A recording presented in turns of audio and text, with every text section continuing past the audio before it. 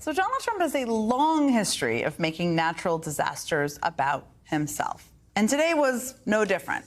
The former president traveled to Georgia today to survey the devastation left behind by Hurricane Helene.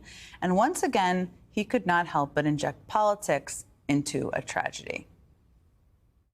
The governor's doing a very good job. He's having a hard time getting the president on the phone. I guess they're not being responsive. The federal government is not being responsive, but they're having a very hard time getting the president on the phone.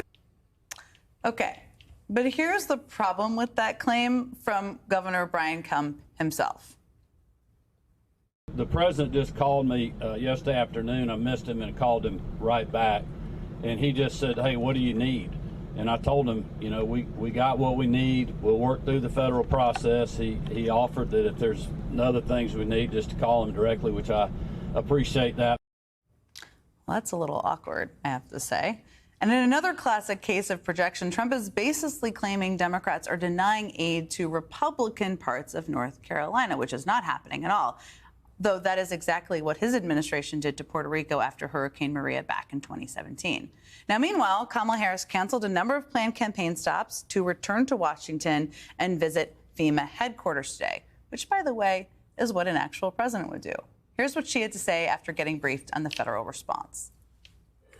Over the past 24 hours, I have spoken with Governor Kemp of Georgia, Governor Cooper of North Carolina, and many local officials. I have shared with them that we will do everything in our power to help communities respond and recover.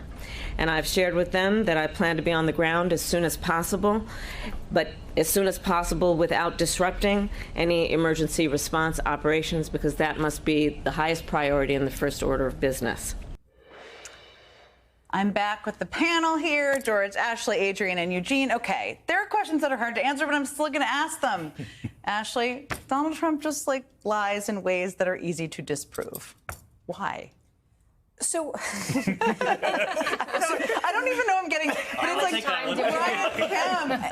I will say the challenge for his opponents is that he does. He lies shamelessly, and sometimes if it's not a lie, it's a mistruth or misinformation, and he's been doing that since 2015. And he made the calculation, not incorrectly, that his voters would forgive that. Previous politicians we've covered, if I was to fact check, say, Mitt Romney lying, he would change what he was saying, not because he cared that I, Ashley Parker at the Washington Post, gave him 4 Pinocchios, although those long noses are daunting.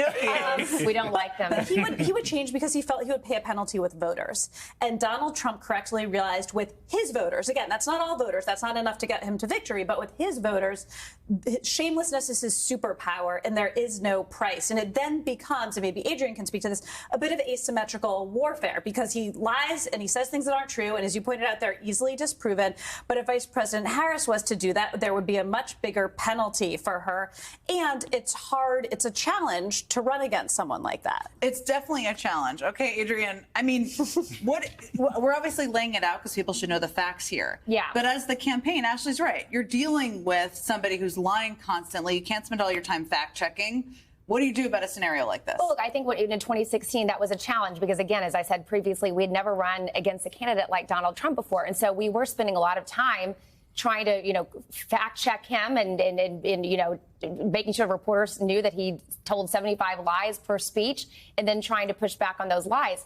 Now, fast forward to 8 years later, I think we've gotten to the point where, number one, we know that him doing that, saying these blatant, crazy lies, is not going to gain any more independent swing voters. It's not like, the comments that you showed earlier, which I'm not going to repeat, again, about the vice president that were very derogatory and very demeaning and very untrue. It's not like those are, there's an independent voter who's going to see those comments and say, oh, great, I'm going to vote for him because he said that. So we know that. We know now that it is more important, especially when you are talking to voters at this very critical juncture of the election, to focus on the issues, to make sure that the American people understand what a Trump 2.0 would look like, dismantling the ACA, enacting a nationwide abortion ban. You've got to focus on that. And to your point about, Attorney General Holder and surrogates. I mean, surrogates can do a lot of the work.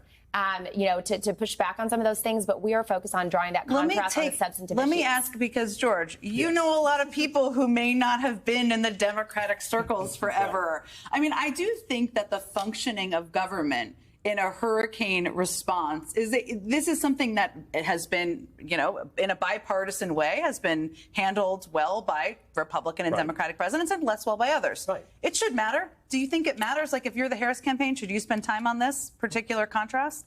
Yeah, absolutely. Because I think, they are actually in charge, the Biden and Harris administration. They are in charge. And, if you don't look like you're paying attention, which has happened in the past with snowstorms in cities like Washington and New York. Hurricane Katrina, didn't work out so well for the Bush administration. You pay a huge penalty for it. But it's also, you have to do it because it's the right thing to do. And Donald Trump doesn't care about any of that. He only cares about whether a particular crisis can be used to manipulate manipulate the public. And that's why he's willing to tell lie after lie. I mean, he's a pathological liar. He doesn't have that shame gene that the rest of us have when we even make the slightest mistake, even accidentally. He's just going to say whatever pops into his mind that he wants people to believe at any given moment. And it's not even really that calculating, okay, because he's impulsive, which is why, Adrian's going to be talking about issues and Project 2025, but there's also a part of the Harris campaign, which I really love, is they're doing things to trigger him. And then he goes, he was on at a rally the other day. They said she laid a trap for me. There was no trap. I wasn't trapped. Right as he's diving right into the trap one more time. We all saw the trap. So, the contrast and the split screen is really, really important here. This guy is a complete crazed, lying lunatic. Okay, and here's Vice President Harris acting like President Harris, and that's what people should be looking at. To George's point, you've traveled now with President Biden and leader, as Ashley has as well. When there is a federal response needed, when there are disasters, we only have about less than a minute left, but why does that matter as people are looking at this? Because when you're talking about voters, right, if you want to be crass and talk about the actual voting part of this, the people on the ground are seeing it. So North Carolina and Georgia, both swing states, those people are going to vote at some point here, and they're going to vote for or against Donald Trump or Vice President Harris. But then you also have the rest of the country watching, right? And so you walking around the disaster zone, if Vice President Harris does make that trip, they're trying to figure that out because of the drain on resources. So walking around looking like you're in charge, going to FEMA or doing what Donald Trump is doing. It's not bringing in, like Adrian was saying, those new folks, but the people that are watching that really matter, those suburban voters, those independent voters, and some of those Republicans who are going to try to make this race what it is at the end of the day, those folks are watching and paying a lot of attention because it tells you what they'll do when they're president. There's no better way to do it than actually seeing them do it. It actually can impact people's lives. Think about it that way. George, Ashley, Eugene, Adrian, thank you all so much for joining me.